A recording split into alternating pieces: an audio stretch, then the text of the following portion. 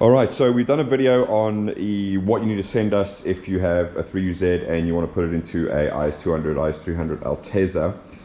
What I haven't done a video on is what to send us if you're having a 3UZ that's not going into that vehicle, and what you need to send us. So I've got something sent yesterday, so I'm just going to go through exactly what it is, because we have made some changes on exactly everything works as well.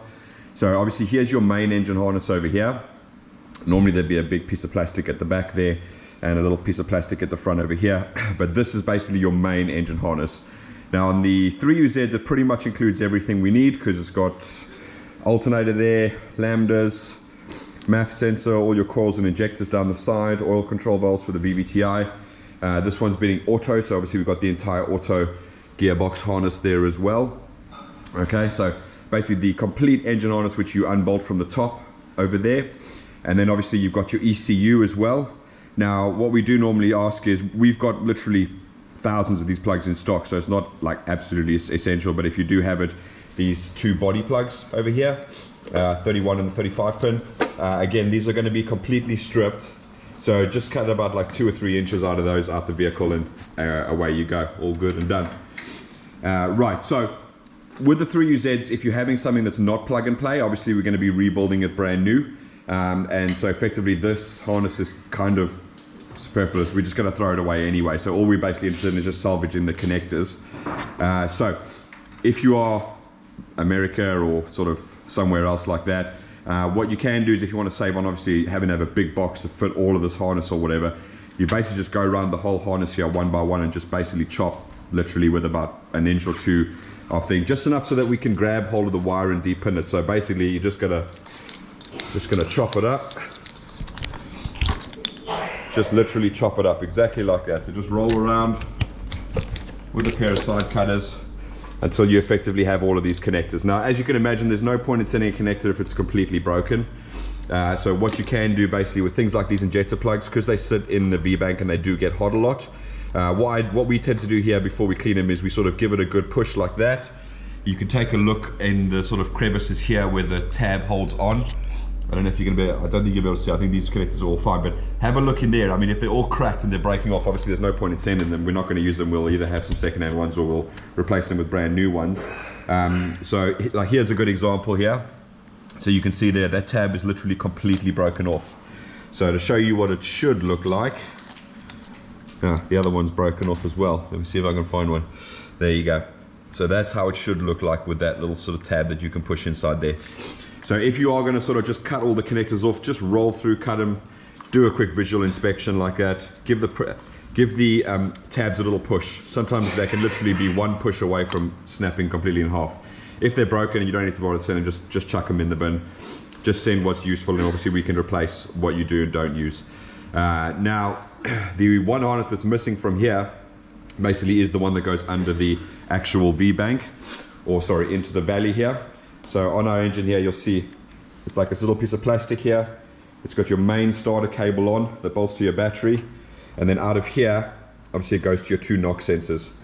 So in this case, I've just to demonstrate, I've got, so that's your 6-speed 3UZ knock sensors look like. These are probably wideband knock sensors on there.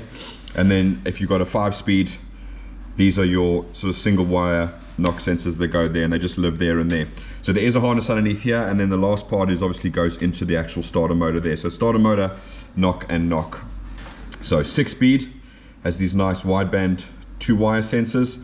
5-speed has these single wire sensors bolted into the block here like this. Okay, so we need that harness there because obviously this is all going to be built brand new as part of your brand new harness that's going to go over there. Now, one of the changes that we've made is we've had quite a few people asking us to rebuild these little harnesses here for the ACIS system. So I don't know if it's either these plugs are getting smashed up when the engines are moving around, but effectively it goes from there, clamps over there, and comes down over there. So what we've basically done now is, because we've had so many queries over there with all our brand new 3UZ harnesses, we're going to be building an entire new harness that comes in through here. So effectively it's going to have a plug like that, which is going to go into the harness that we remake for you brand new. Obviously going to be clamped down over here, and then you've got your wire coming over there, so that'll be a plug for that one, which will be replaced if it's not functioning properly. And then now what we're doing is we're actually including all your injectors in this one as well. So you'll see that all the injectors come through here and they plug in there. Probably asking why. Well, the reason is that means that this entire intake can be taken off of the engine itself without having to unplug all the injectors, because they obviously the ones that suffer the most with the heat.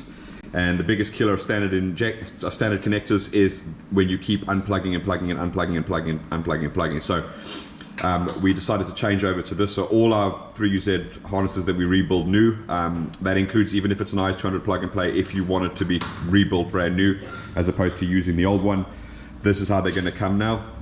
So you'll have a separate one there. So when you strip your harness down over there, obviously you can take all of this out. Again, just a simple check. Like if you take a look here, this is sort of the reason why. These are sitting in the V-bank. They've got loads and loads and loads of heat. And obviously these plugs are failing and these wires are all brittle and crackling and all stuff like that. So we decided that it's a better idea just to replace all of that. If you're going to go to the trouble of having the entire engine harness rebuilt, you may as well do that section as well. So now effectively everything is brand new on the harness. Nothing is reused at all. So it'll be all brand new like this. And then hopefully you guys will find it nice and easy, because you can just put the injectors on like that, and effectively if you want to remove the intake, you just undo this one plug at the back and you can pull the entire intake off like that. So that's pretty much all that you got to send us. Like I said, if you don't want to go and chop all the plugs off, whatever, by all means, you can send the whole harness and we will chop everything up like that.